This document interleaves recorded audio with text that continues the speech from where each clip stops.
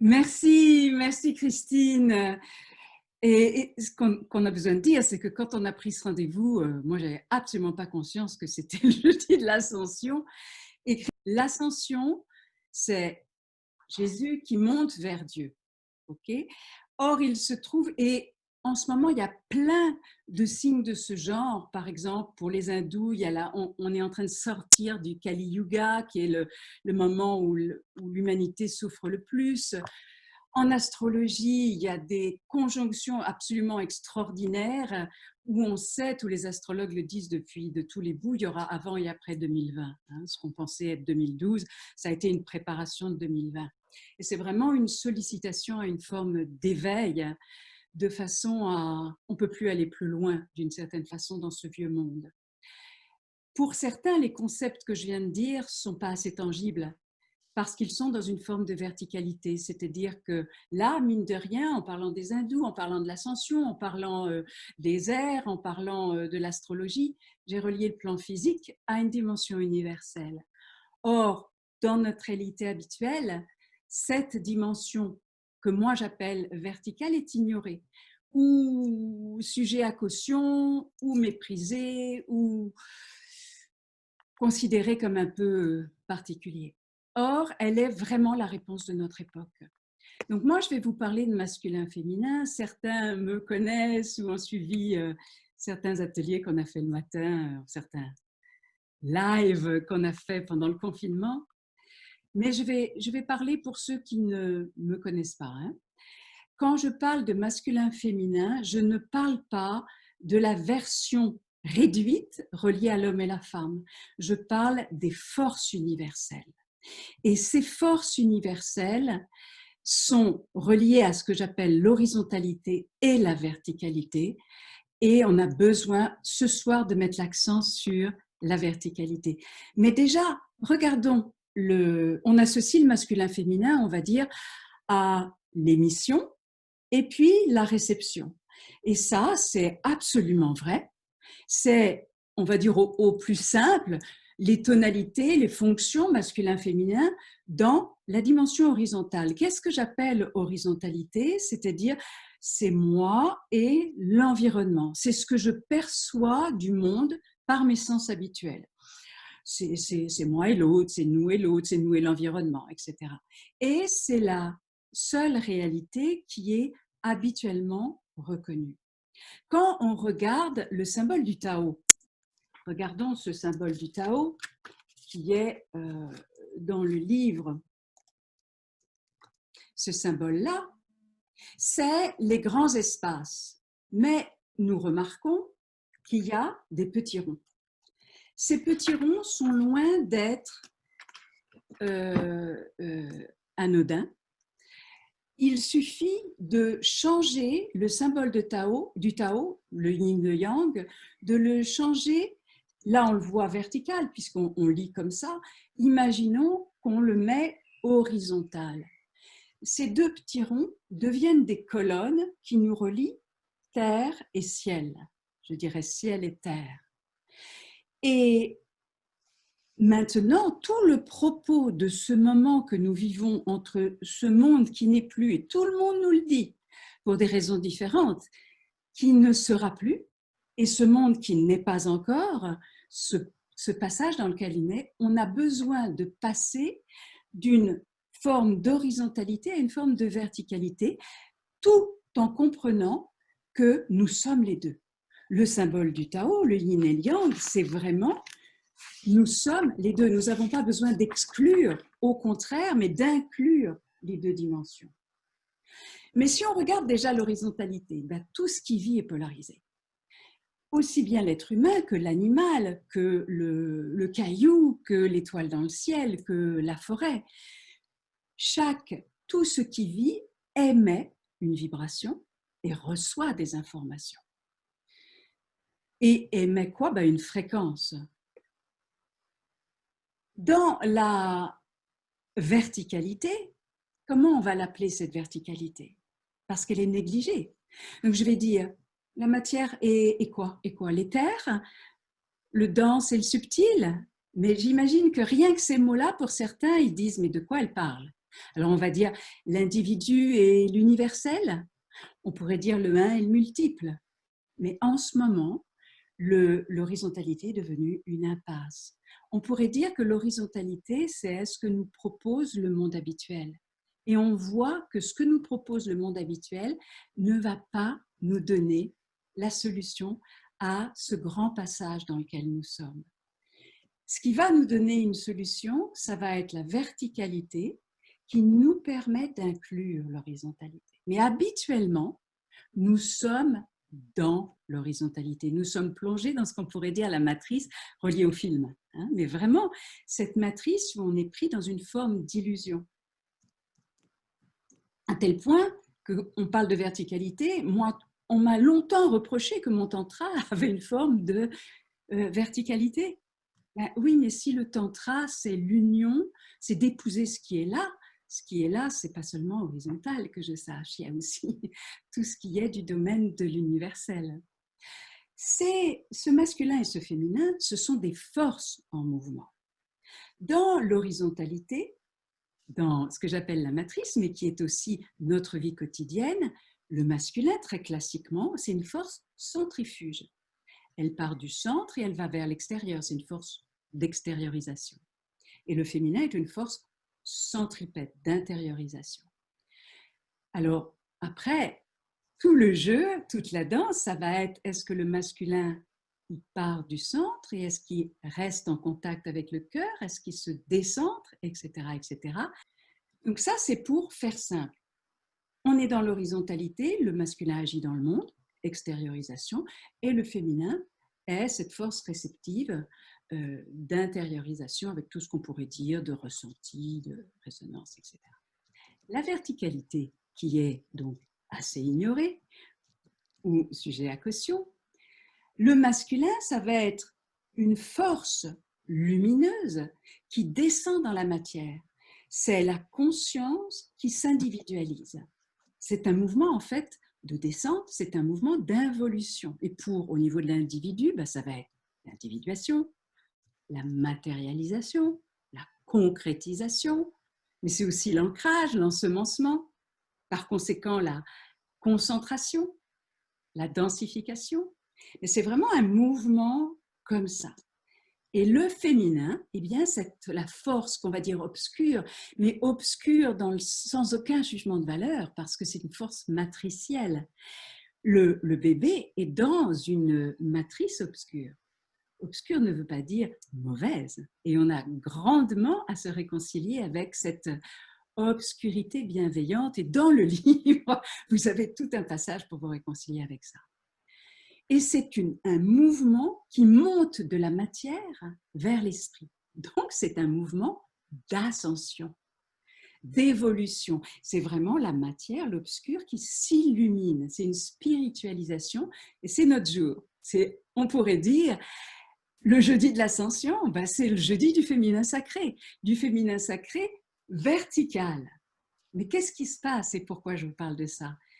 Eh bien, dans le monde en ce moment, les médias nous assènent qu'il y a un gros danger, un danger invisible dans la proximité, que tout objet, que toute personne peut être dangereux. Dans cette version, parce que c'est une version de la réalité, les gens ont fini par être d'accord d'être enfermés, de sacrifier leur travail, même leur outil de travail, dans un état d'urgence qu'on nous dit être définitif. Et beaucoup sont d'accord pour cela, beaucoup plus qu'on ne croit. Et dans cette version de la réalité, dans cette matrice, les personnes ont fini par être d'accord pour être enfermées, pour sacrifier leur travail, je disais leur outil de travail, et puis des sauveurs très très riches nous disent que seul le vaccin peut sauver.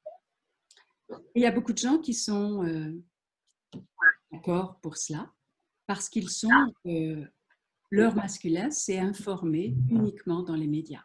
Même si j'ai vu passer un lanceur d'alerte qui montre que sur une chaîne, hier soir, on nous a dit que finalement, ce virus n'était pas si dangereux, n'avait pas tué tant de gens, ce que les lanceurs d'alerte disaient depuis 3 mois, et ils ont été évidemment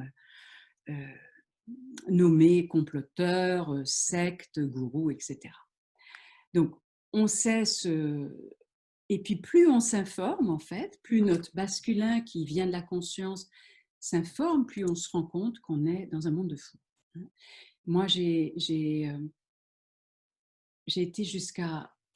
Bon, je me suis informée et je suis tombée dans l'obscur de notre monde et je ne savais pas que c'était aussi fort que ça.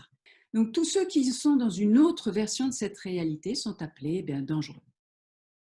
Personne dans cette réalité de la matrice, de l'horizontalité, ne parle de notre système immunitaire. Personne ne nous dit que plus on a peur, plus ça crée des failles dans notre système immunitaire et plus les médias nous mettent dans la peur. Et nous finissons par accepter. Et on a besoin de savoir que ceux qui sont dans la matrice, ceux qui sont dans la peur, c'est nos frères et c'est nos sœurs, c'est notre voisin, c'est notre père, c'est notre compagnon et c'est nous. Parce que qui d'entre nous n'a pas de peur? Qui d'entre nous a fait alliance avec son cerveau reptilien? Et moi, quand j'ai été m'informer et puis que j'ai vu vraiment l'obscur de notre monde, avec la pédocriminalité, mais je ne croyais pas que c'était possible. Je ne croyais pas que c'était un système protégé. Bref, j'ai eu peur et je me suis sentie impuissante. Et l'impuissance, c'est tout le truc de la matrice, c'est tout le truc de l'horizontalité. Il y a ceux qui sont impuissants, puis il y a ceux qui jouent à la toute-puissance. Il y a ceux qui sont asservis, puis il y a les dominateurs, les manipulateurs, et on joue à impuissance, toute-puissance.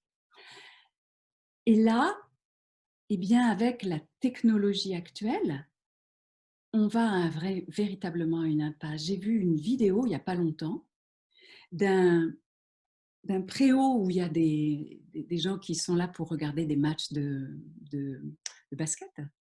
Et puis, ils font sortir une baleine, en fait un hologramme bien sûr. Puis on voit tout le monde qui fait comme ça, parce qu'il y a vraiment le bruit, les vagues, etc. Mais même de regarder la vidéo, en fait, j'ai appris que cette vidéo est à quelques années. Mais ça veut dire que même les images, on ne peut pas les croire. On peut nous faire croire n'importe quoi, tellement le système holographique est maintenant au point. Je vous dis ça pour vous alerter. Parce qu'on... Voilà. Donc, ne nous moquons pas de ceux qui sont dans la matrice, car de temps en temps, nous y allons. Mais nous avons besoin de comprendre que nous avons besoin d'unir les deux. Nous avons besoin de nous installer dans notre verticalité, dans notre souveraineté.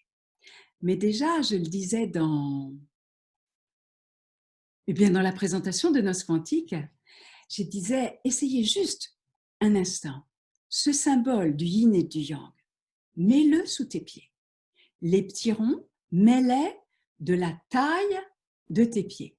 Donc, tu vois, ton symbole du yin et du yang, il fait bien 1,50 m, quoi, un truc comme ça, tout autour de toi, 3 mètres à peu près. Et le symbole est par terre.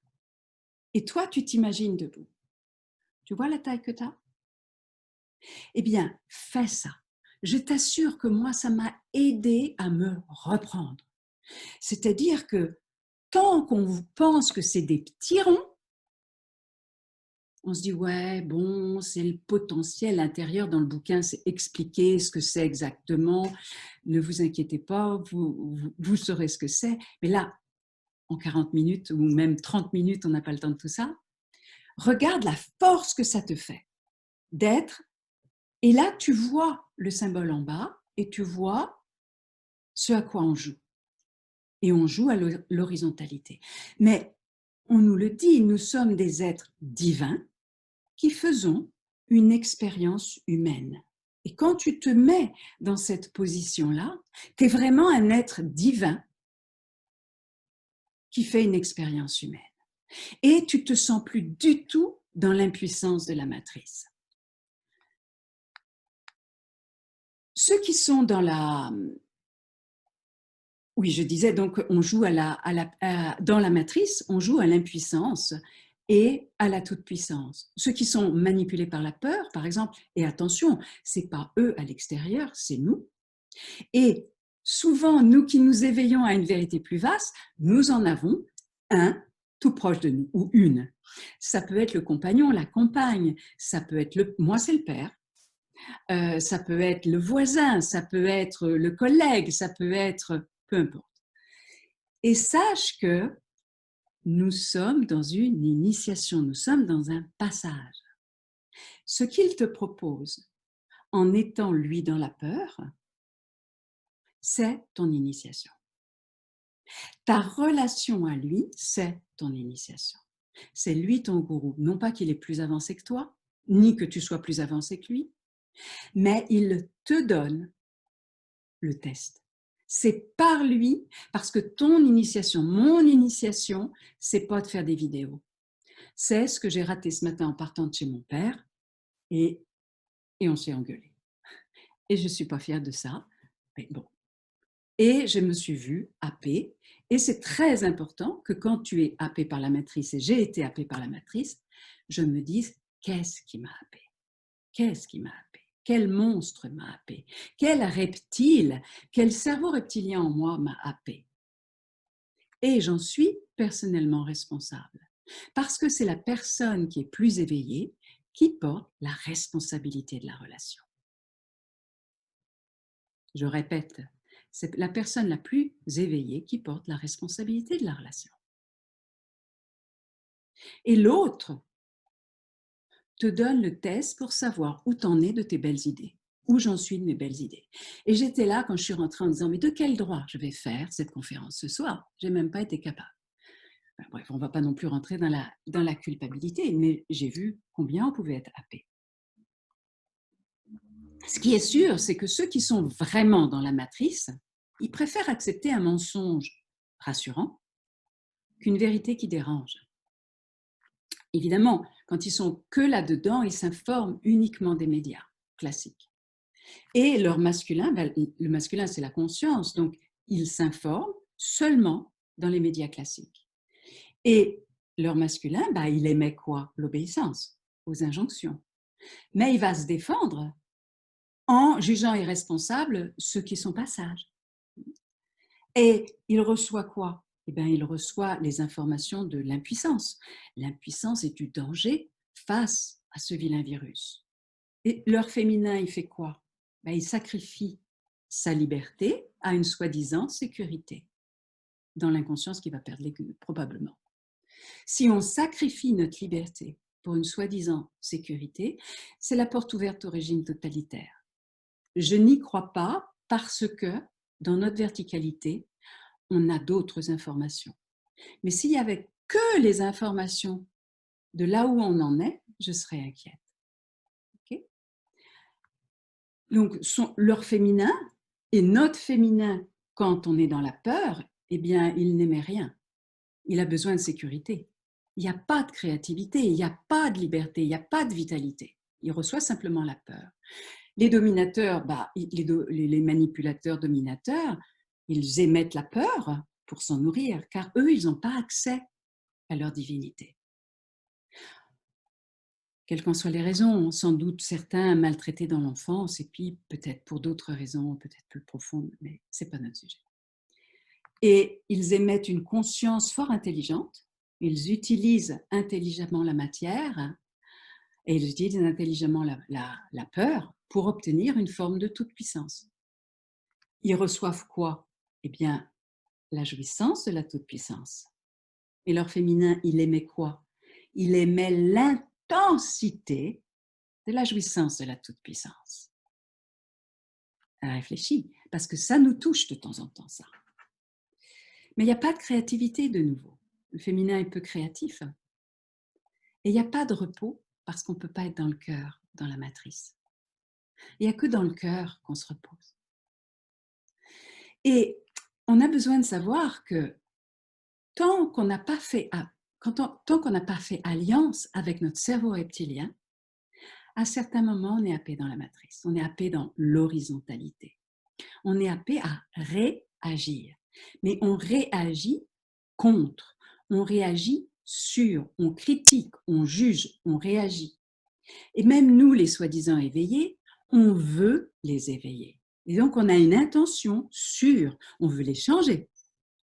Et donc, quand notre cerveau reptilien qui a une intention sûre, qui essaye de prendre pouvoir plus ou moins consciemment sur l'autre pour l'éveiller, soi-disant l'éveiller, ça touche le cerveau reptilien de l'autre. Donc, on joue à la matrice, on joue à l'horizontalité. Et puis, tout maître d'art martial, c'est ça. Tant qu'on résiste, tant qu'on contre, on fournit notre énergie à ce à quoi on résiste. Donc, c'est contre-productif. Donc, tant que tu réagis, tu nourris ce que tu juges, ce à quoi tu réagis. OK? Donc, c'est indispensable de sortir de la matrice, mais en comprenant son fonctionnement et en comprenant ton propre cerveau reptilien. Quels sont tes monstres? Si tu sais quels sont tes monstres, tu auras plus peur des monstres à l'extérieur et tu pourras être dans ton alignement face à l'obscur à l'extérieur et non pas à réagir. Tu pourras trouver une action. Et ton action, ça pourrait être simplement d'émettre ton alignement. Je ne dis pas que c'est simple, puisque moi-même, je suis tombée dedans après une semaine difficile. Je suis tombée dedans juste avant de partir. On a besoin de faire alliance avec notre cerveau reptilien et d'en faire un allié chamanique. Au départ, un allié chamanique qui se présente comme un monstre. Dans les vidéos Facebook que j'ai données, qui sont disponibles, gratuites, disponibles sur ma page professionnelle, j'ai donné des protocoles psycho-émotionnels et psycho-spirituels pour libérer les mémoires, les peurs, etc. Prends responsabilité pour ton cerveau reptilien. C'est quoi le pire? Tu ferais quoi le pire? Ça serait quoi? Et de quoi tu aurais peur, la plus grande peur? Et qu'est-ce qui te couperait de ta souveraineté? C'est une croyance, hein? C'est pas un fait. Mais qu'est-ce qui te couperait? Va le travailler. Si besoin est, va travailler ça avec des thérapeutes. Moi, j'ai réouvert mes séances. Okay. Alors Diane, je vais t'interrompre 2 secondes si tu m'entends, parce Oui. qu'en fait, il nous reste 10 minutes avant la fin. Et c'est vraiment, alors j'ai des réactions, c'est vraiment super ce que tu partages dans l'initiation. Et puis j'ai une question, donc peut-être la question de Bruno. Concrètement, comment peut-on ouvrir les yeux de quelqu'un qui ne peut pas entendre un autre discours que le discours mainstream? On Okay. a, on a des bons d'Espagne. Merci, je vais répondre. J'ai répondu. Pourquoi veux-tu éveiller? Est-ce que tu choisis d'avoir raison sûre ou est-ce que tu choisis la relation? De quel droit veux-tu l'éveiller?